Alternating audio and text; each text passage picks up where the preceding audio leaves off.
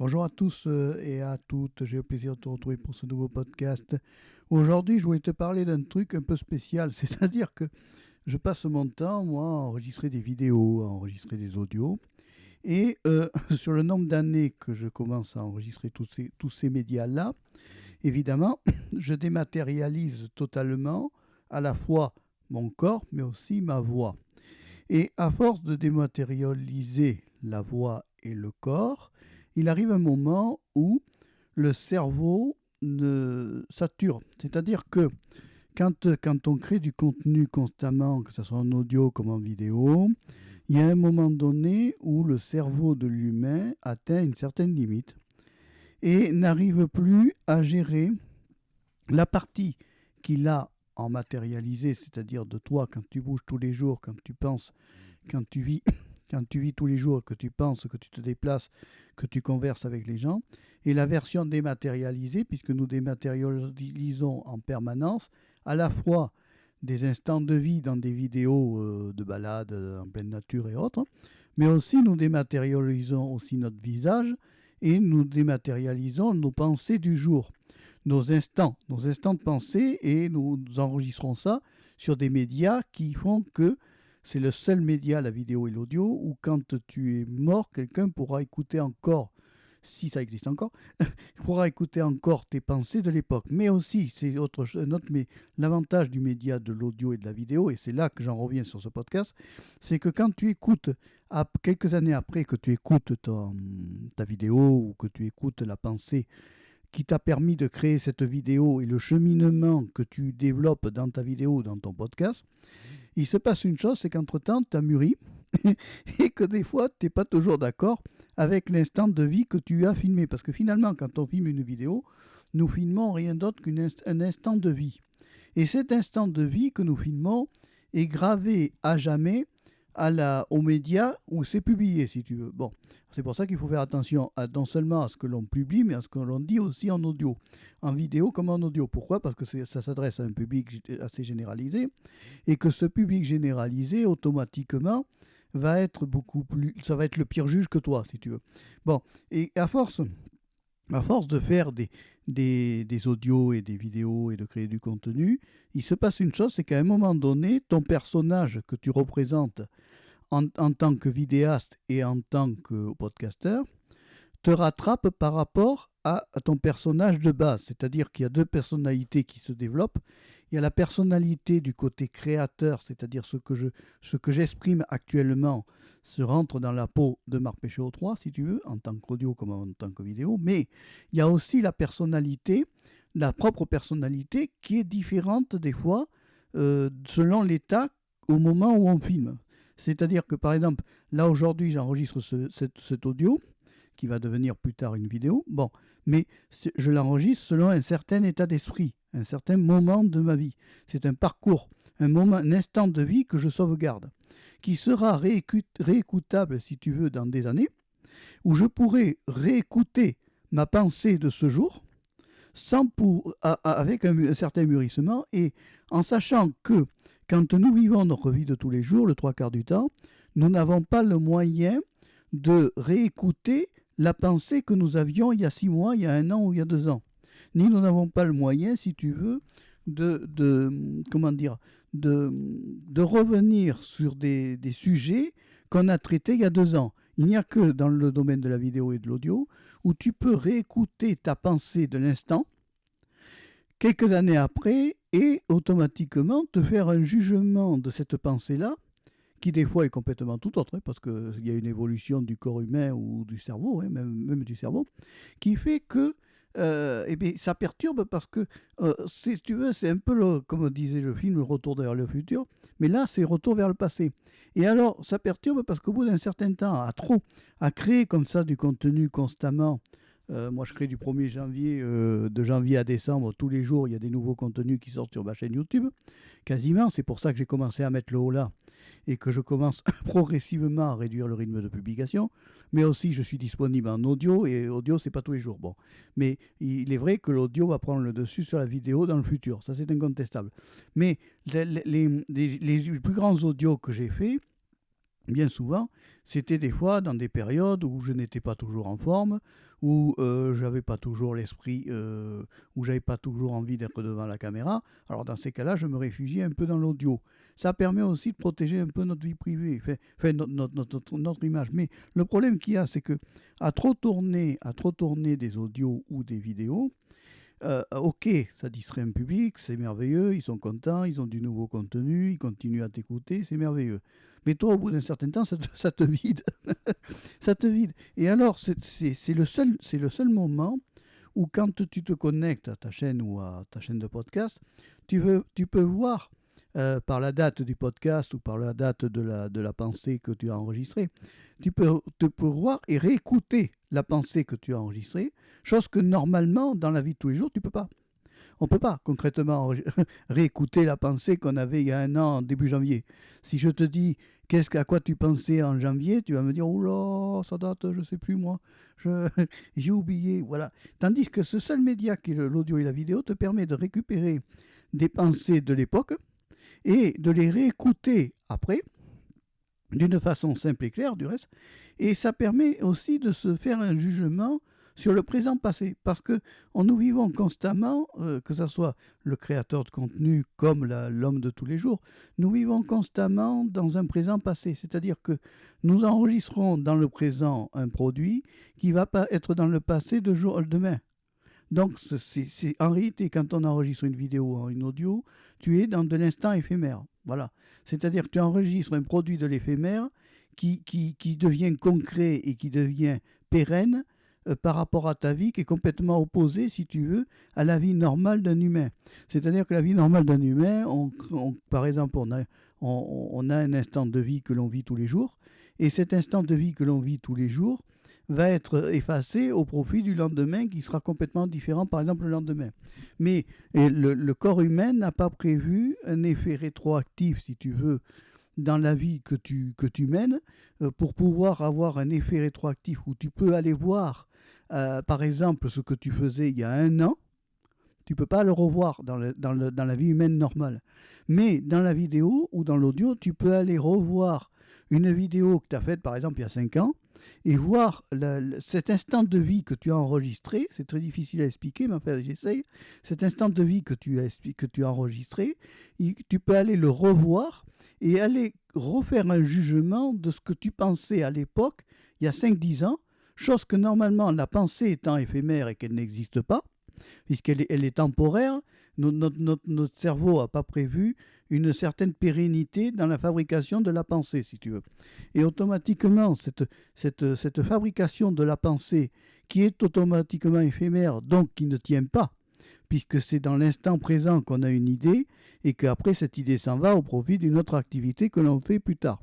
Et en fait, quand tu fais cet acte-là, de passer à autre chose plus tard, mais il y a une partie de l'idée précédente qui est effacée, sauf dans le média audio-vidéo.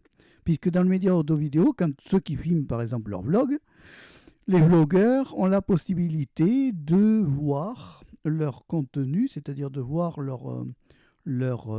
comment dire, ils peuvent voir les passages de vie qu'ils ont enregistrés, c'est-à-dire voir leurs activités d'il y a 1 an, d'il y a 2 ans, d'il y a 3 ans, et chose que normalement, tout est effacé dans la vie de tous les jours. C'est-à-dire toute la vie de tous les jours, quand tu es à ton travail, tout ton travail est effacé par le lendemain parce qu'il y a du nouveau à faire.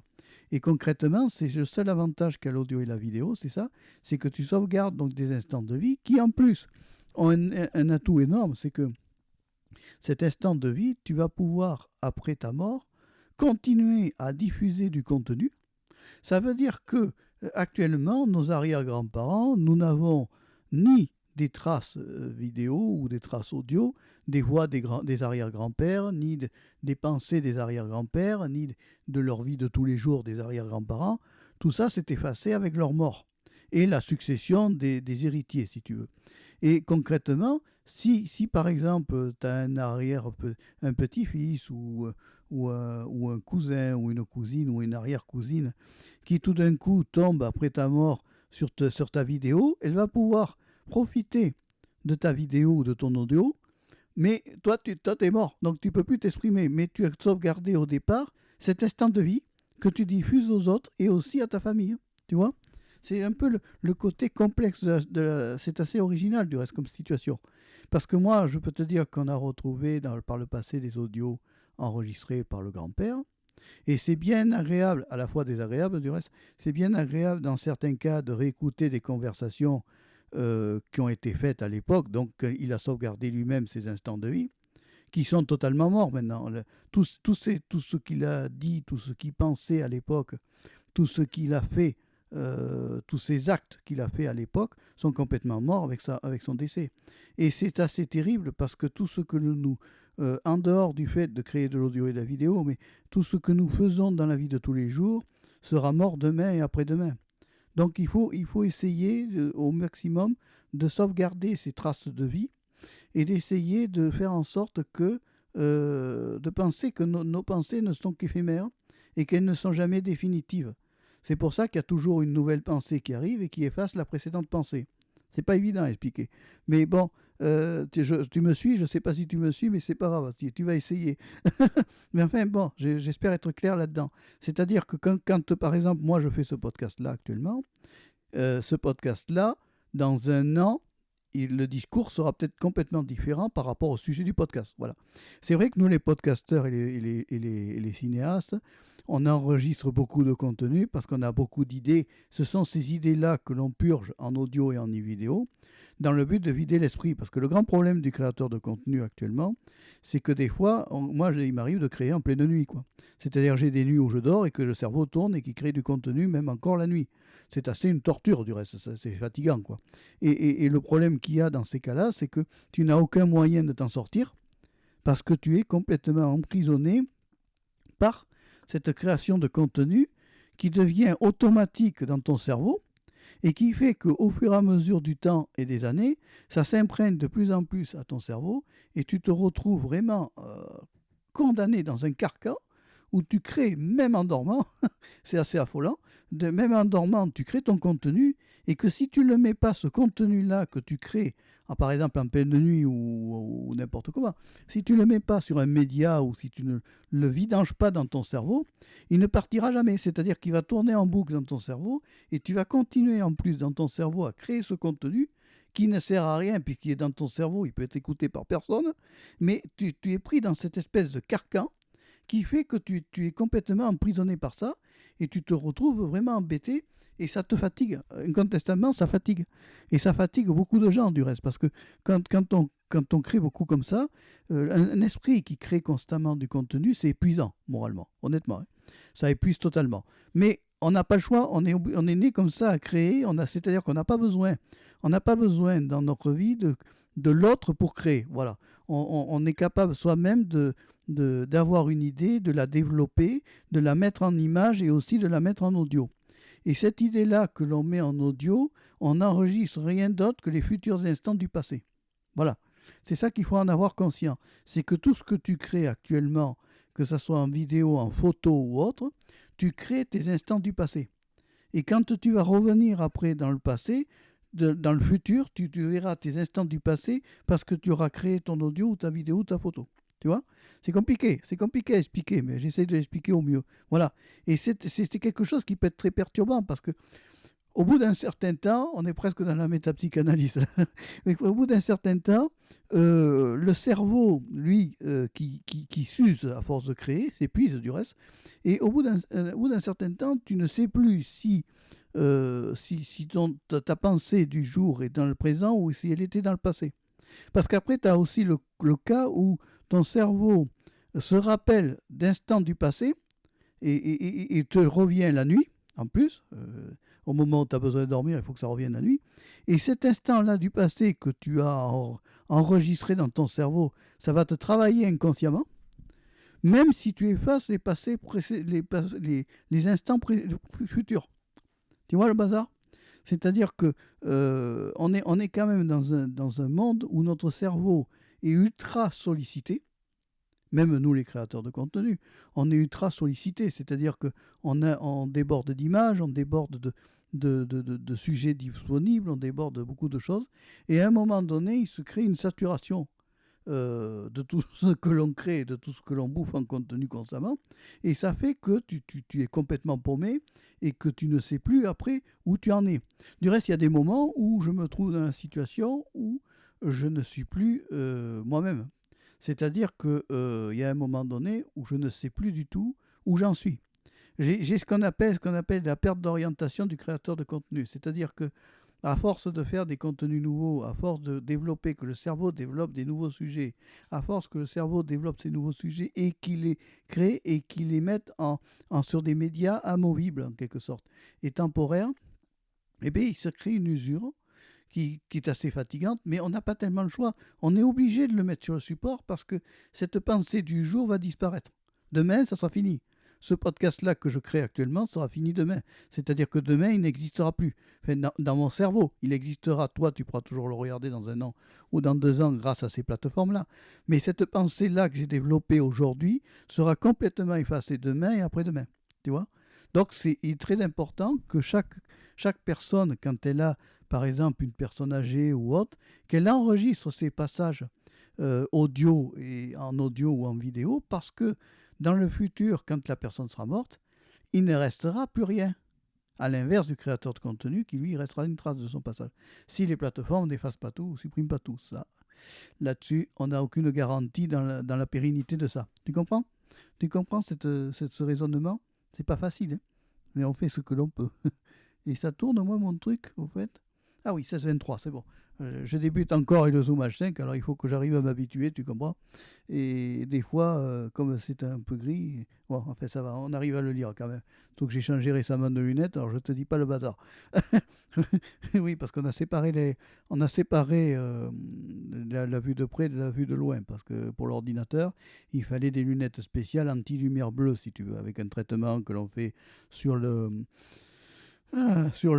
verre pour éviter que les lumières bleues endommagent les yeux. Alors bon, du même coup, tu te retrouves avec deux, trois paires de lunettes et après, il faut que tu te réadaptes de but en blanc à la nouvelle correction, surtout que quand tu as 2 yeux qui sont corrigés différemment, avec des puissances de verre complètement différentes, je te dis pas. Alors là, tu es dans le présent si tu veux.